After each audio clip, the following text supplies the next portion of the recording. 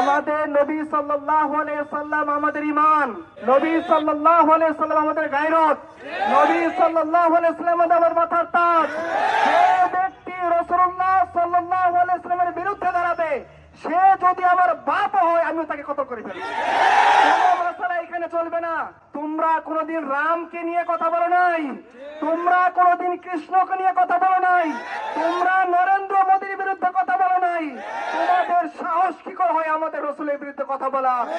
ইমানের মৌলিক শর্ত রসুলকে ভালোবাসা, ইমানের মৌলিক শর্ত রসুলের ইজ্জতকে হেফাজত করা।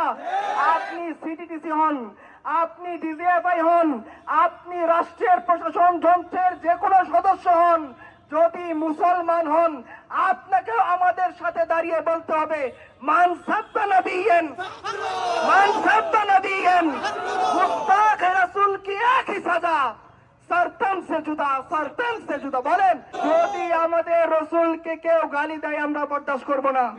তোমরা হত্যা করতে চাও আমাদেরকে করো, তোমরা মারতে চাও আমাদেরকে মারো, তোমরা গুম করতে চাও আমাদেরকে করো। আমরা মুহাম্মদ ইবনে মাসলামার অনুসারী। তুমি যদি কাব ইবনে আশরাফের মতো কবিতা লিখো, আমরা মুহাম্মদ ইবনে মাসলামার মতো দাঁড়িয়ে যাব ইনশাআল্লাহ।